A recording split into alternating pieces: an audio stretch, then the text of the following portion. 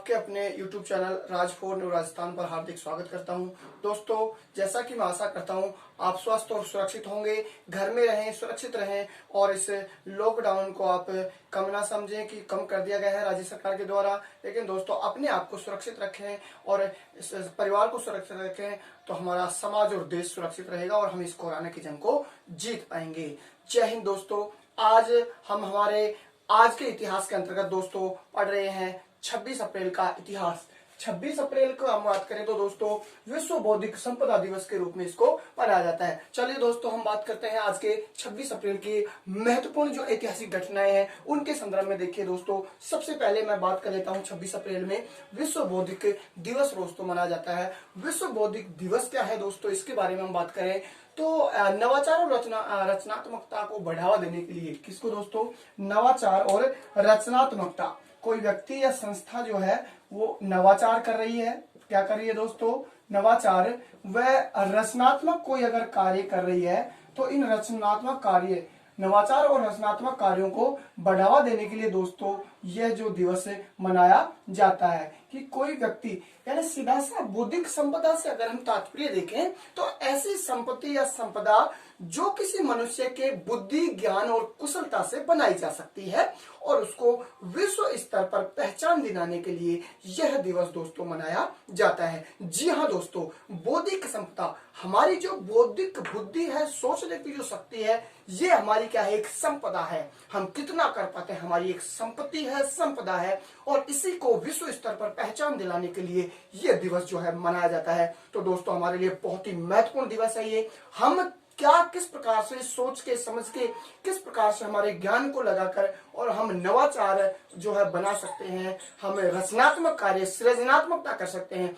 इन्हीं चीजों के लिए दोस्तों ये व्यक्ति और संस्था के जो रचनात्मक और नवाचार है उनको सुरक्षित रखने के लिए और दोस्तों उनको विश्व स्तर पर पहचान दिलाने के लिए आज 26 अप्रैल को जो है दोस्तों विश्व बौद्धिक दिवस के रूप में, बौद्धिक संपदा दिवस के रूप में मनाया जाता है। जी हाँ दोस्तों, हम यहाँ पर बात कर लेते हैं विश्व बौद्धिक संपदा जो संगठन बनाया गया था दोस्तों, संयुक्त राष्ट्र संघ का एक अंग था। क्या था दोस्तों, संयुक्त राष्ट्र संघ का एक अंग था विश्व बौद्धिक संपदा संगठन। देखिए, हम बात कर रहे हैं दोस्तों इसके अंतर्गत है विश्व बौद्धिक संपदा संगठन, एक संगठन दोस्तों स्थापित किया गया था। और ये जो दोस्तों हम बात करें विश्व बौद्धिक संपदा जो संगठन है, इसकी अगर हम बात करें तो स्थापना जो इसकी हुई थी 1967 में हुई थी। कब हुई थी दोस्तों इसकी स्थापना, हम बात करें इन्हीं को जो है विश्व स्तर पर देने के लिए इसकी स्थापना जो की गई थी 1967 में की गई थी। 1967 स्थापना, ये विश्व बौद्धिक जो संपदा संगठन है, इसकी स्थापना का प्रमुख अगर उद्देश्य हम बात करें तो हमारे जो दोस्तों हमारी जो बौद्धिक संपदा है इसको संरक्षण देने हेतु तो इसकी क्या की गई थी, स्थापना की गई थी। जी हाँ दोस्तों, हम बात करें इसका मुख्यालय, इसका मुख्यालय, बहुत ही संस्थाएं हैं, सारी संस्थाएं में आपको दोस्तों इस प्रकार के आप वीडियो पूरा देखें। बहुत ही महत्वपूर्ण, मैं ऐतिहासिक आज के इतिहास को हमारे जीके से जोड़ते हुए पूरा ले जाता हूं, विश्लेषण करते हुए राजस्थान और भारत के जीके से इतिहास ले लीजिए, पॉलिटिकल ले लीजिए, ज्योग्राफी ले लीजिए, इन सब को एक साथ जोड़ते हुए मैं आपके सामने प्रस्तुत बहुत ही महत्वपूर्ण विश्लेषण आपके सामने देता हूं दोस्तों। जैसा कि मैं देख रहा हूं बहुत कम विद्यार्थी इसको देख पा रहे हैं अभी, आप ज्यादा से ज्यादा इसको शेयर करें तो बहुत लाभ उठा पाएंगे इसका और बहुत ही महत्वपूर्ण चीज आपके सामने मैं प्रस्तुत कर रहा हूं प्रतिदिन दोस्तों। तो इसका मुख्यालय दोस्तों जेनेवा में है। कहां पर है, इसका मुख्यालय है जेनेवा, और जेनेवा कहां पर है दोस्तों, स्विट्जरलैंड। तो दोस्तों इसका मुख्यालय है जेनेवा, स्विट्जरलैंड। हम बात करें इसके सदस्य जो देश हैं दोस्तों, इसके जो सदस्य देश हैं, इसके सदस्य देश लगभग 191 सदस्य देश हैं। हम बात करें दोस्तों कि सदस्य देशों में हमारा जो भारत है, ये भारत कब इसका जो है सदस्य देश बना था, तो हम बात कर लेते हैं भारत जो इसका सदस्य जो बना था वो बना था दोस्तों सदस्य और 1975 में। कब बना था दोस्तों, हमारा भारत इसका सदस्य देश कब बना था, 1975 में। तो दोस्तों ये हमारे लिए बहुत ही महत्वपूर्ण हो गया है कि विश्व बौद्धिक संपदा जो संगठन बनाया गया है 1967 में, जेनेवा इसका जो मुख्यालय है, और इसमें हमारा भारत सदस्य देश कब बना है, तो दोस्तों 1975 में बना है। है। हाँ जी दोस्तों, इसी प्रकार आज के इतिहास की और महत्वपूर्ण घटनाओं के बारे में अगर हम बात करें तो दोस्तों आज के दिन 1961 में, कब दोस्तों, आज के दिन 1961 में हम बात करें तो जे एंड के जो राज्य है, जे एंड के राज्य के जो अंतिम शासक थे, कौन दोस्तों, अंतिम शासक, और अंतिम शासक दोस्तों यहाँ के कौन थे, हरि सिंह, महाराजा हरि सिंह। कौन थे दोस्तों, महाराजा हरि सिंह। हाँ जी दोस्तों, महाराजा जो हरि सिंह अंतिम शासक थे, बहुत महत्वपूर्ण प्रश्न आपके सामने आया है दोस्तों। सेकंड ग्रेड की परीक्षा में भी ये दोस्तों प्रश्न पूछा जा चुका है, जो मैं आपको बताने जा रहा हूं। तो देखिए दोस्तों, 1961 आज के दिन 26 अप्रैल को 1961 जे एंड के अंतिम शासक महाराजा हरि सिंह का क्या हो गया, निधन हो गया था। क्या हो गया था दोस्तों, निधन हो गया था। लेकिन यहाँ पर जो महत्वपूर्ण प्रश्न दोस्तों आपको बनने जा रहा है वो ये बनने जा रहा है महाराजा हरि सिंह के संदर्भ में। दोस्तों आप जुड़ जाइए मेरे साथ, नोट बुक और पेन लेके आप लिखते जाए, प्रत्येक दिन का इतिहास मेरे साथ बहुत ही महत्वपूर्ण तरीके से आपके सामने मैं प्रस्तुत करने जा रहा हूँ। महाराजा हरि सिंह का बहुत महत्वपूर्ण प्रश्न ये बनता है दोस्तों कि ये जो अंतिम शासक था, इन्होंने जब भारत का जो विलय हो रहा था, सभी राज्यों का संघ जो बनाया जा रहा था, उस तहत इन्होंने क्या कहा कि हम एक अलग देश, अलग राज्य स्थापित करना चाहते हैं दोस्तों। लेकिन क्या होता है दोस्तों, जब पाकिस्तान के सेना कबीलाई आक्रमण जब होता है, वहां की सेना ने जब आक्रमण किया था इनके ऊपर, इनके राज्य के ऊपर जब आक्रमण किया था दोस्तों, तो तब इन्होंने हमारे भारत से जो है सेवा मांगी थी, हमारे भारत से सहयोग मांगा था। और सहयोग मांगने के दौरान दोस्तों बात आती है 26 अक्टूबर, बहुत ही महत्वपूर्ण दिन है दोस्तों, इसको आप याद रखें, बहुत बार परीक्षा में पूछा जाता है। 26 अक्टूबर 1947 को इन्होंने महाराजा हरि सिंह ने भारत संघ में मिलने पर क्या कर दिया, हस्ताक्षर कर दिया। तो भारत संघ में मिलने के वाले जो समझौता था उस पर क्या कर दिए थे, हस्ताक्षर कर दिए थे। तो इस प्रकार से जम्मू कश्मीर राज्य भारत संघ का अंग जो है कब बना था, 26 अक्टूबर 1947 को बना था। हाँ जी दोस्तों, ये प्रश्न जो है सेकंड ग्रेड के एग्जाम में भी पूछा जा चुका है और कई एग्जामों में पूछा जा चुका और पूछा जाने वाला है दोस्तों। बहुत ही महत्वपूर्ण प्रश्न है कि महाराजा जम्मू कश्मीर राज्य है जो हमारे भारत का अंग कब बना, भारत में कब मिलाया गया, 26 अक्टूबर 1947। अभी अभी जो पिछला सेकंड ग्रेड का एग्जाम हुआ है उसमें ये प्रश्न पूछा जा चुका है दोस्तों। मैं बहुत ही महत्वपूर्ण तरीके से इन सब को एक साथ जोड़ के और बात करेंगे। चलिए दोस्तों, और हम बात कर लेते हैं हमारे जम्मू कश्मीर राज्य के बारे में। ये जो हम जम्मू कश्मीर राज्य पढ़ रहे हैं, क्योंकि ये अभी अभी हमारे लिए बहुत महत्वपूर्ण बन गया है दोस्तों। हम बात करें दोस्तों यहाँ पर 26 जनवरी 1950, 26 जनवरी 1950 को एक महत्वपूर्ण कार्य, बहुत ही महत्वपूर्ण कार्य हमारे देश के लिए हुआ था दोस्तों।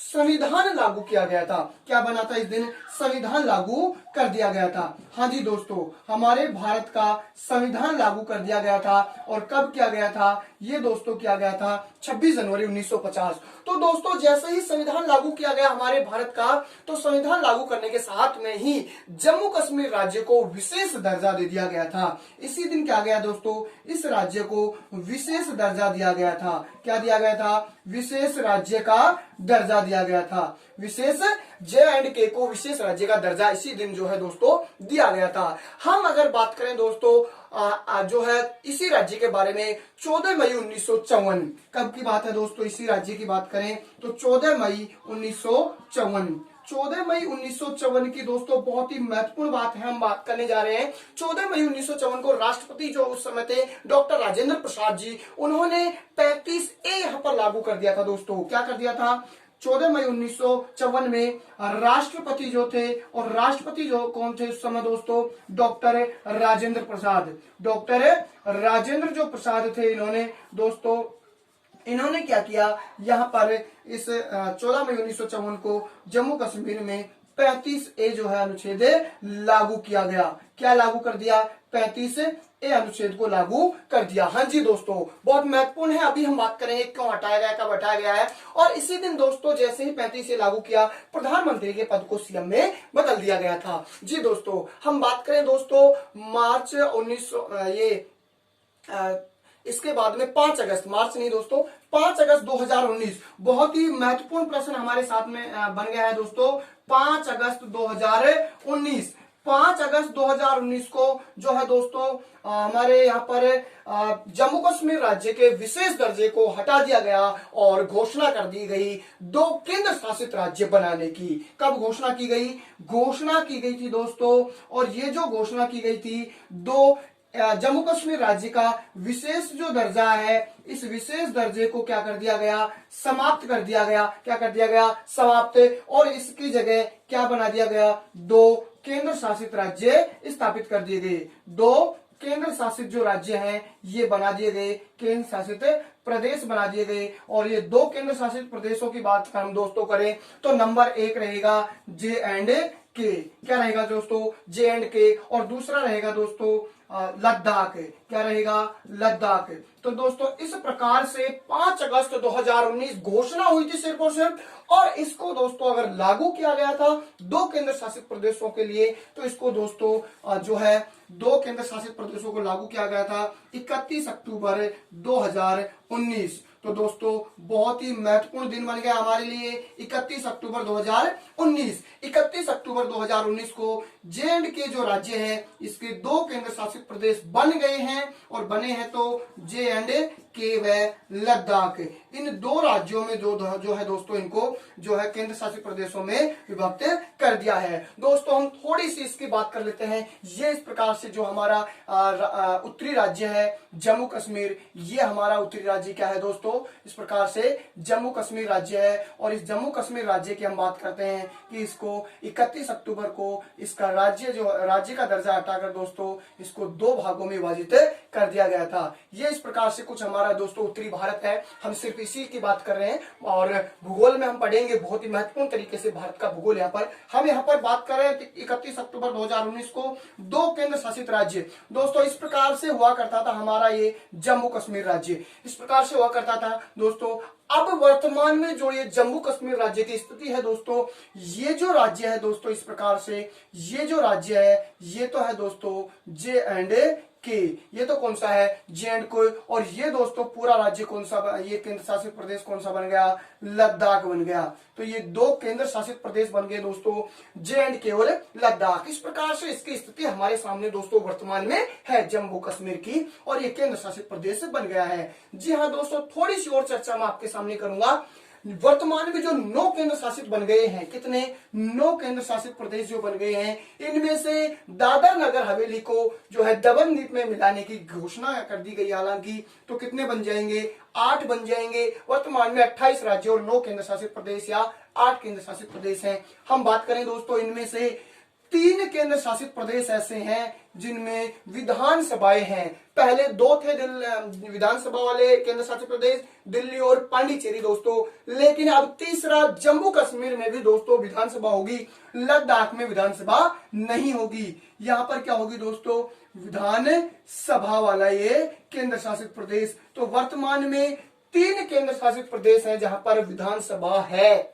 इसको भी आप दोस्तों बहुत ही महत्वपूर्ण प्रश्न आपके सामने है ये, इसको आप याद रखें। तो दोस्तों इस प्रकार से, और मैंने कहा आपको कि 31 अक्टूबर बहुत ही महत्वपूर्ण दिन है। इस दिन को क्यों चुना गया दोस्तों? हम बात करें कि हमारे भारत को जो है एकता के सूत्र में बांधने का कार्य किया गया था। किसके द्वारा दोस्तों? और भारत को एकता के सूत्र में बांधने का कार्य डॉक्टर सरदार वल्लभ भाई पटेल के द्वारा, हमारे यहाँ पर वल्लभ भाई पटेल द्वारा हमारे भारत को एकता के सूत्र में बांधने का कार्य किया गया था, और इनका ये सपना था। इसलिए दोस्तों इस 31 अक्टूबर इनके जन्मदिन को ही चुना गया था 2 केंद्र शासित राज्यों में बनाने के लिए। हाँ जी दोस्तों, इस प्रकार से आप जुड़े रहे मेरे साथ, और हम बात इस प्रकार से जम्मू कश्मीर राज्य की कर चुके हैं कि 3 विधानसभा वाले केंद्र जम्मू कश्मीर के समेत हो गया, एक दिल्ली, एक पांडिचेरी और एक J&K। हाँ जी दोस्तों, इसी प्रकार हम आगे की बात करें ऐतिहासिक घटनाओं में प्रमुख दोस्तों आज, और हम अगर ऐतिहासिक 26 अप्रैल की ऐतिहासिक घटनाओं की बात करें तो दोस्तों आज ही के दिन हम बात करें, आज ही के दिन 1975 में, कब दोस्तों? 1975 में आज ही के दिन जो है सिक्किम राज्य जो है ये भारत का कौन सा राज्य बन गया था दोस्तों? सिक्किम भारत का और जो है दोस्तों 22वां राज्य बना था। कौन सा राज्य? तो याद रखें आप दोस्तों, सिक्किम भारत का 22वां राज्य कब बना? 26 अप्रैल 1975 को भारत का 22वां राज्य जो है बना था दोस्तों। हाँ जी दोस्तों, हम सिक्किम राज्य की स्थिति थोड़ा सा देखते हैं कि ये वर्तमान इस प्रकार से हमारा ये जो भारत है, और इस भारत में सिक्किम राज्य, हम पूर्वोत्तर भारत की ही सिर्फ बात कर लेते हैं क्योंकि पूर्वोत्तर राज्यों में सिर्फ आता है हमारा ये सिक्किम राज्य है। जो देखिए इस प्रकार से जो हमारा ये भारत है, उत्तरी भारत के साथ में मैं बात करने जा रहा हूं दोस्तों। ये हमारा इस प्रकार से जो भारत है और इस प्रकार से, और ये जो सिक्किम राज्य है ये अरुणाचल प्रदेश है। और इन राज्यों की दोस्तों मैं आपके सामने चर्चा कर रहा हूं एक बार कि ये कौन कौन से पूर्वोत्तर राज्य हैं, क्योंकि बहुत बार परीक्षा में 7 सिस्टर और एक और मिला दिया गया, इनमें से 8 हो गए अभी ये। देखिए दोस्तों, ये तो है दोस्तों सिक्किम राज्य। कौन सा दोस्तों? सिक्किम राज्य। हाँ जी दोस्तों, सिक्किम के बाद में ये वाला जो राज्य है ये है अरुणाचल प्रदेश। कौन सा होगा दोस्तों? अरुणाचल प्रदेश। इसके बाद में दोस्तों है नागालैंड। ये कौन सा है? नागालैंड राज्य है दोस्तों। और इसके बाद में अगर हम बात करें दोस्तों, तो यहाँ पर आता है ये दोस्तों मणिपुर।